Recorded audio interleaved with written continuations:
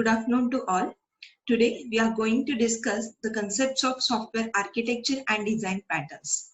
This is the subject which is introduced for the MSc Computer Science syllabus for the second year.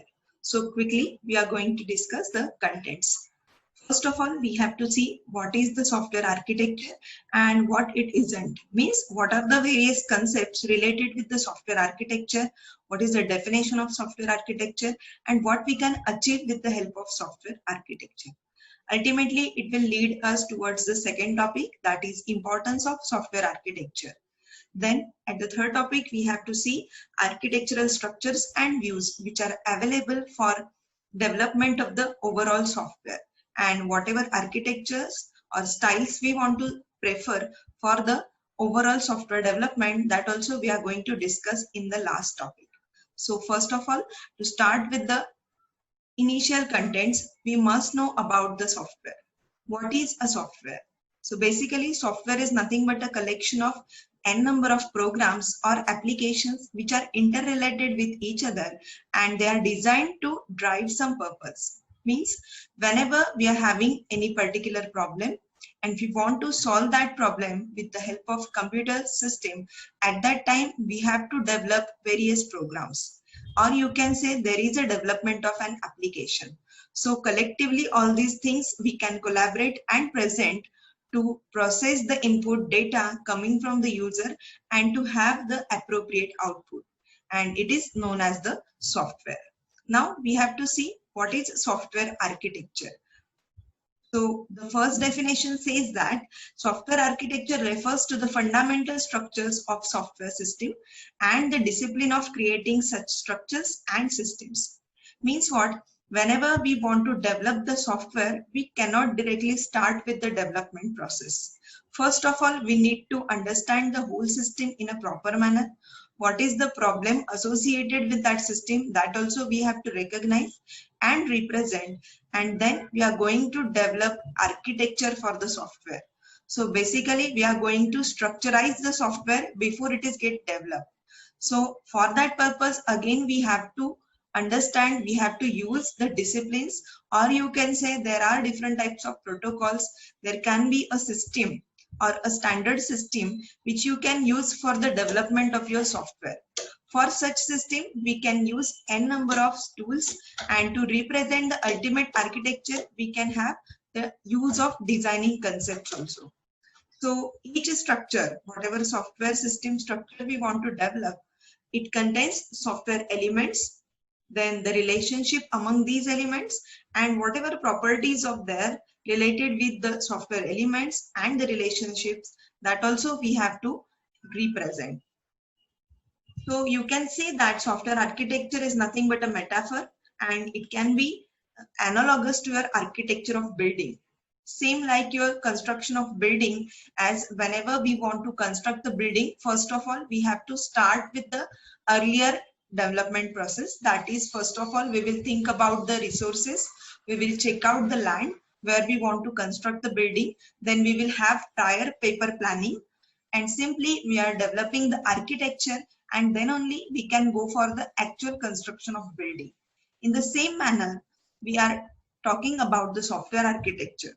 Whenever we want to develop the software, first of all we should have proper planning for it, and that planning we can represent with the help of various types of notations and ultimately the architecture.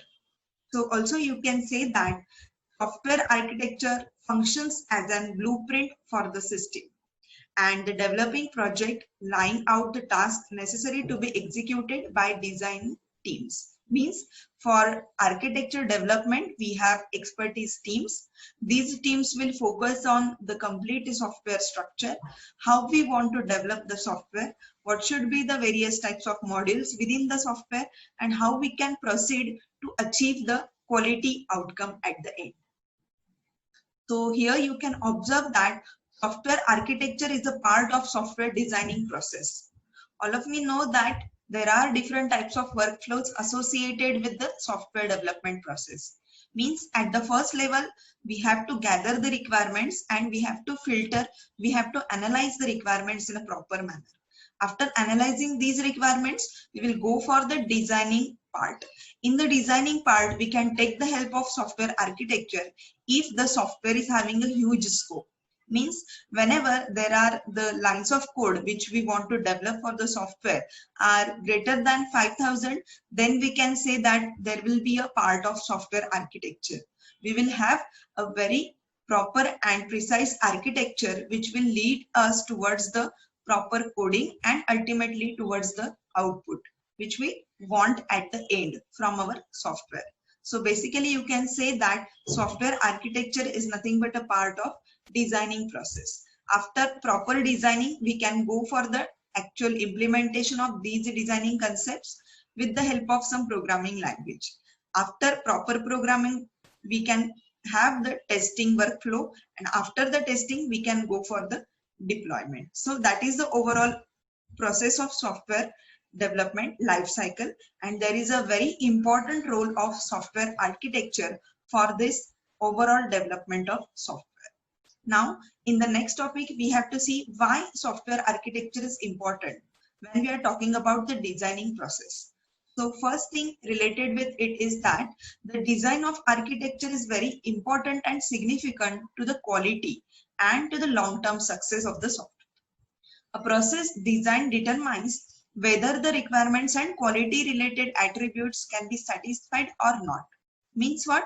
Whenever we have prior planning with us in the form of software architecture, definitely we can achieve the quality regarding of output of the software, and ultimately it will give us the long-term success for that software also and for the coming software projects also. Then we can say that architecture design is when the key decisions are made regarding the architecture. Means again it will lead us towards the key decision processes. Whatever various types of decisions we want to take, for that purpose we can have proper software architecture. A software architecture design communicates the architecture to others. So through that we can say that we can guide n number of stakeholders who are involved directly and indirectly in the software development process, and ultimately we can achieve good quality results. Then we can say that the design provides guidance to the developers. It is the but obvious thing.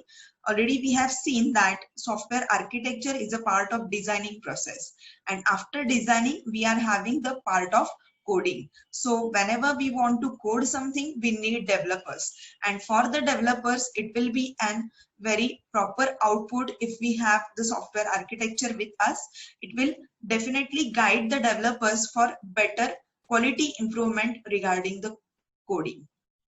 And lastly, we can say that the impact of the software architecture design is not only limited to the technical concerns, but it also influences the non-technical parts of the project also.